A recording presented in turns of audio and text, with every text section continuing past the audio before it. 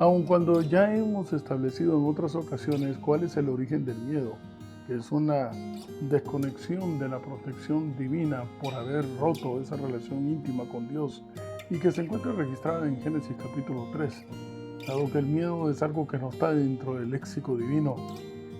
Yo recuerdo que estando muy pequeño, quizás tenía yo unos 8 años de edad, le tenía miedo a la oscuridad, pero realmente pavor. Y recuerdo entonces que me acerqué con mi hermano mayor, quien ya estaba estudiando de la palabra de Dios, y le dije que qué podía hacer. No se me olvida hasta el día de hoy que él me dijo que leyera un versículo que se encuentra en Salmos capítulo 4, verso 8. En paz me acostaré, así mismo dormiré. Solamente tú, Jehová, me haces estar confiado. Esta semana estaremos estudiando acerca de una solicitud que los discípulos le hicieron a Jesús. Enséñanos a orar.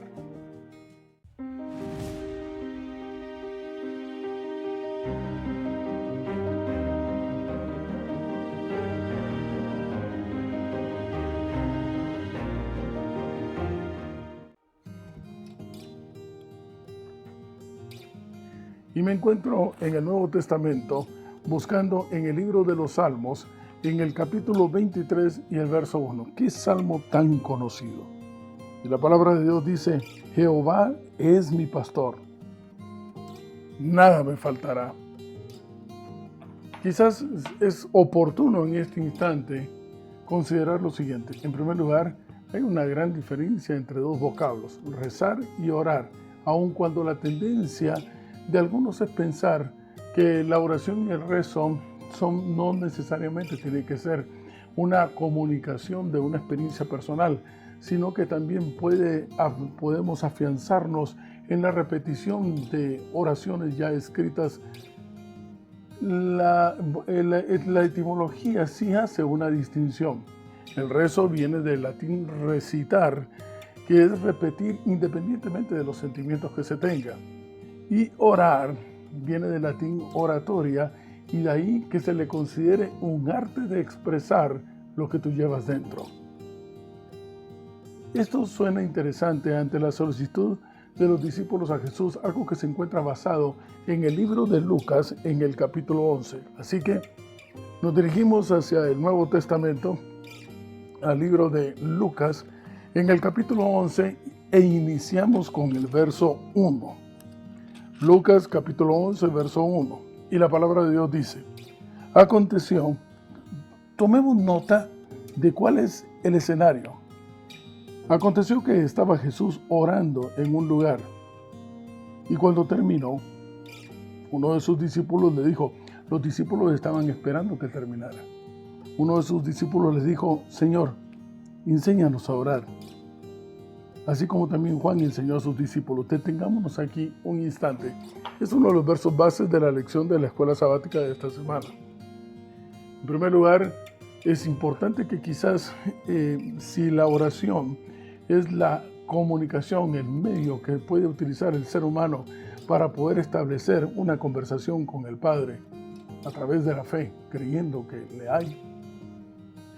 Ahora entonces podríamos decir lo siguiente: los discípulos estaban esperando que Jesús terminara de hablar con papá. Y cuando el Señor termina, regresa a ellos, uno de los discípulos le dice: oye Señor, yo también quisiera hablar con el Padre así como lo estás haciendo tú. Porque si somos empáticos y nos ponemos en la posición de los discípulos, podríamos entonces considerar lo siguiente. El maestro está hablando con Dios allá en un lugar, yo le estoy observando. La posición que está ocupando, sin duda alguna de rodillas, ante la presencia de papá, me hace considerar lo siguiente: yo quiero ser como él. De pronto, esa paz, esa serenidad, la fe, ese estilo de vida tan especial y tan único que tiene el maestro, lo consigue gracias a esa conversación que tiene con papá. Yo quiero eso. Porque la solicitud de enséñanos a orar lleva implícita una necesidad, una solicitud de yo tengo una necesidad de poder también tener ese estilo de vida. O sea, yo quiero tener la paz que tienes tú, yo quiero tener la fe que tienes tú, yo quiero tener esa clave de vivir como vives tú. Y si la clave es conversar entonces con papá, vamos, enséñame cómo le haces, porque yo lo quiero. ¿Saben? Esto es exactamente la misma experiencia que encontramos registradas en Hechos capítulo 8. Esa en donde llega el etíope, el eunuco, y tiene un vacío en el corazón. Bueno, ya sabemos, ese vacío es un vacío de Dios aquí, de la pieza que nos hace falta, porque rompimos esa relación con el Señor cuando pecamos. Lo tiene materialmente todo, pero le hace falta aquel que es llamado yo soy la paz, el camino, la verdad y la vida. Le hace falta Jesús. Y va por el sendero y se encuentra entonces con el misionero, con Felipe. Lo hemos dicho en más de alguna ocasión. ¿Qué podía Felipe proporcionarle al rico etíope que no tuviese ya? Y entonces el etíope le dice, no, vamos, detente, le dice al cochero, yo necesito lo que él tiene, esa mirada, esa forma de caminar, esa forma de conversar. No me refiero a lo exterior, al vestuario todo pobretón que pueda tener. No, yo quiero tener el mismo brillo que él tiene en sus ojos. Yo quiero ser como él. ¿Cómo le hace? Quiero que me hable acerca de cuál es su llave, su clave, su secreto. Le habla de Jesús. Y Jesús le habló a los discípulos entonces, bueno, está bien, ven, te voy a enseñar cómo hacer las cosas, cómo conversar con papá.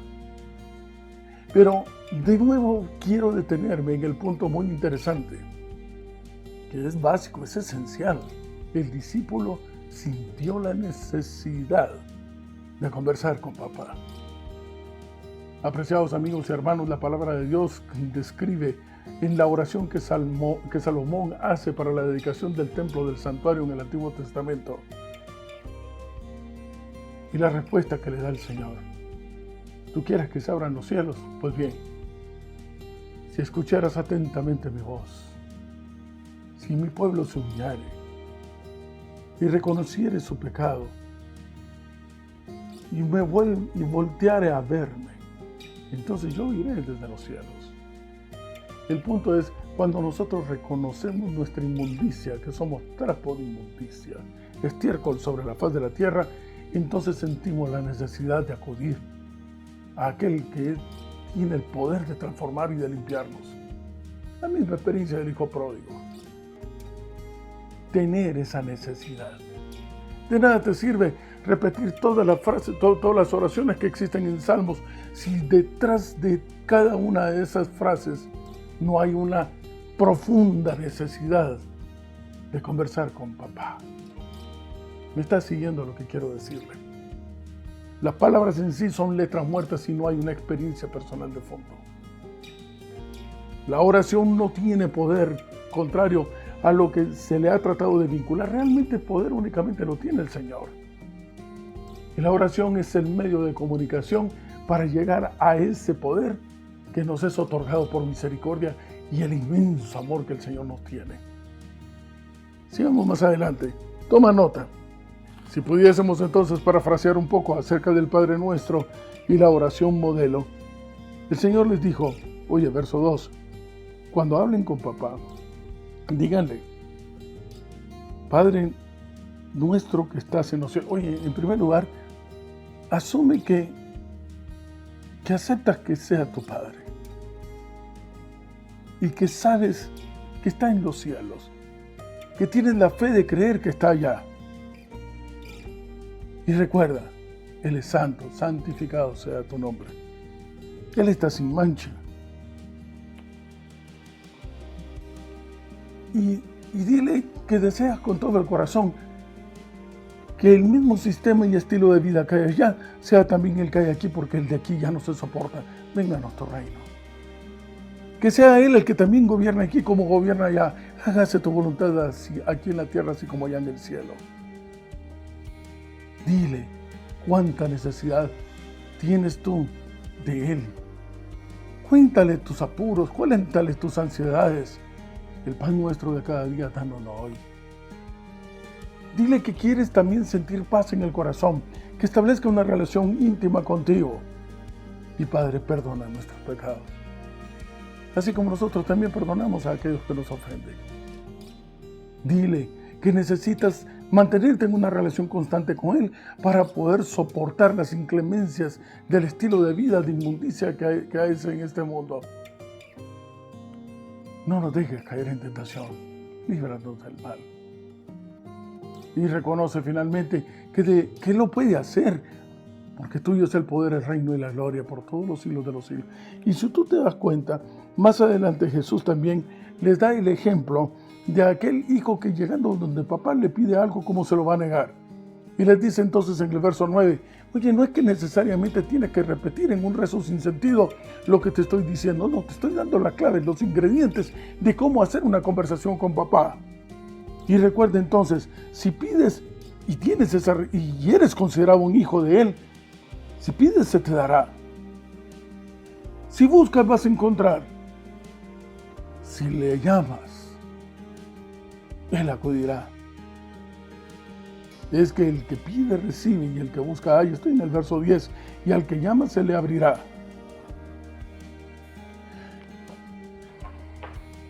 Esto me recuerda de alguna manera también la solicitud de Daniel. Daniel tenía una enorme desesperación de ser escuchado. Y tú verás en el capítulo 9 que él va haciendo a un lado absolutamente todo lo que consideró que era sin importancia. No había nada más importante que conversar con papá. Hacerle ver su profunda necesidad. Se olvidó hasta de comer, llámese ayuno. Y la respuesta la recibió antes de que dijese amén. ¿Te acuerdas que lo hemos conversado? ¿Y por qué? La palabra de Dios dice en Daniel capítulo 9 que Gabriel le explica a Daniel la razón. Es que tú eres muy amado. Apreciados amigos, hermanos, esa es precisamente la frase que Juan el Bautista escuchó y que todos escucharon cuando emerge Jesús de las aguas bautismales y se abren los cielos y se escucha la voz de papá que dice, este Jesús es mi Hijo amado. Tú y yo podemos llegar a ser considerados amados por el cielo, que se respondan nuestras oraciones antes de que digamos amén, siempre y cuando ya no vivamos nosotros, sino que viva el muy amado dentro de nosotros y seamos considerados entonces hijos de Dios. ¿Quién le enseñó a Jesús cómo hablar con papá? Si fuese un rezo, ¿dónde estaba escrito previamente? ¿O es que Él es el autor entonces? No. En su experiencia personal, el Señor se comunica con la confianza que tiene aquel hijo que se sabe que es muy amado y que se acerca a papá, que sabe que le va a recibir. ¿No te sucede eso? ¿Te sucede con los hijos o cuando tú dependías de papá? ¿No acaso te acercabas confiadamente y le decías a tus amigos, no te preocupes, papá va a venir, espérate que le cuente, yo voy a hablar con él y estoy seguro que voy a conseguir, se lo voy a solicitar a papá? Esa relación de amor y de confianza íntima.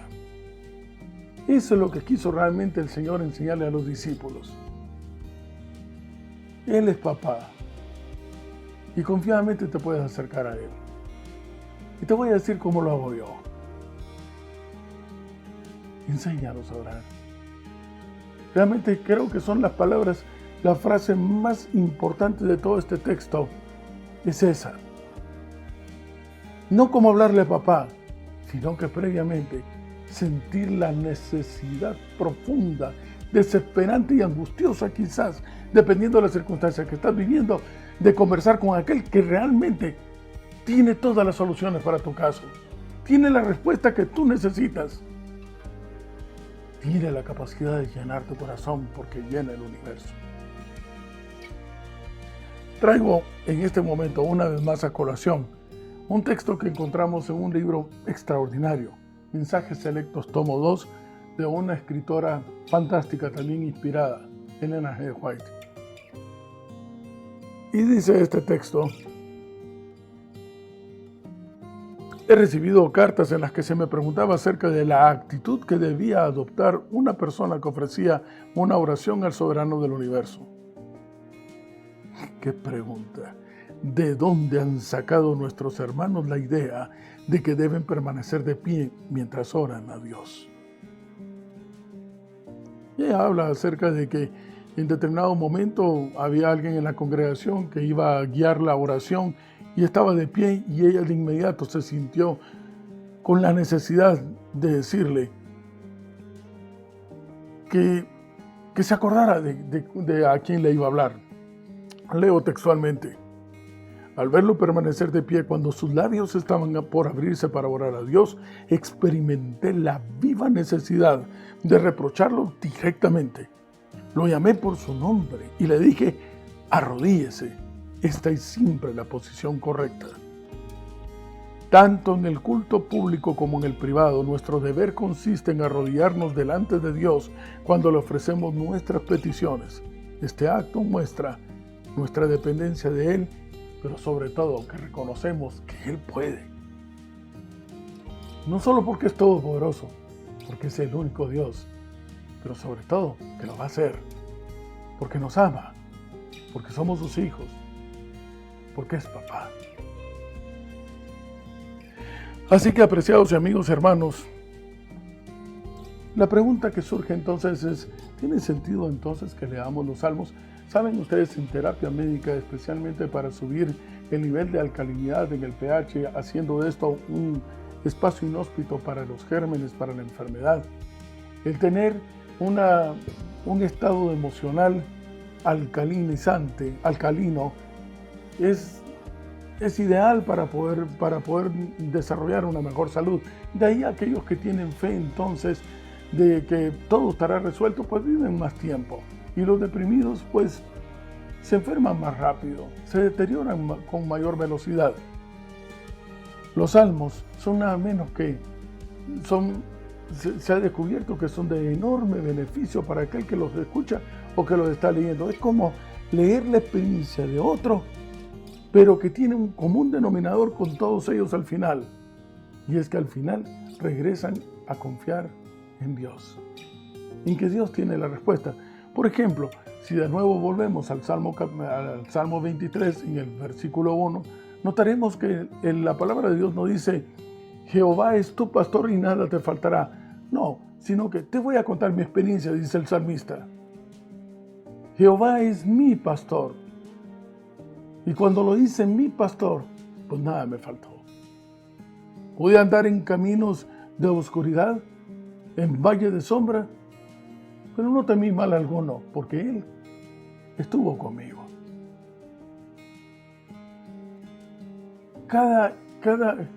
Esto puede reconfortarnos, me incluyo por supuesto, reconfortarnos cuando vemos que en la experiencia de otro, el establecer esa comunicación con Dios funcionó. Fue precisamente la necesidad de los discípulos al ver que la experiencia de Jesús comunicándose con Dios también le funcionaba para poder sacar adelante e ir nadando contra la corriente de aquella época. Cuanto más ahora el pueblo de Dios del tiempo del fin necesita ser reconfortado y animado en la experiencia, en el testimonio, ese es el vocablo correcto, en el testimonio de otros que haciendo esa comunicación con Dios lograron prevalecer frente al pecado y la maldad, frente a las acechanzas de los principados de este mundo. A ellos les funcionó, a Jesús le funcionó, sin duda alguna, a ti y a mí también nos dará resultado. En la angustia, en la esperanza, en la enfermedad, en la prosperidad, en la alegría, en el matrimonio, con los hijos, en el hogar. Tú encontrarás en los salmos la experiencia de alguien que, acudiendo al Señor, regresó con una respuesta. ¿Cuánta razón entonces hay que el libro de los salmos termine con el 150, alabando a Jehová? Y es precisamente en la experiencia de este Salmo 150 en que puedo imaginar una vez más nuestro camino de regreso a casa, en donde iremos rumbo a la nueva ciudad, a nuestra ciudad, donde está en verdad nuestra morada. Pero iremos llenos de alegría y de felicidad, alabando al único que la merece, porque estaremos conscientes de que gracias a Él, a que siempre nos escuchó, que siempre estuvo ahí, pudimos encontrar respuesta a nuestra necesidad en la hora más oscura y pudimos encontrar una plena felicidad en nuestra hora más dichosa. A ese lugar te invitamos, a que ven junto con nosotros y regresemos a casa sabiendo que nuestra experiencia personal con el Señor será la respuesta para la eternidad.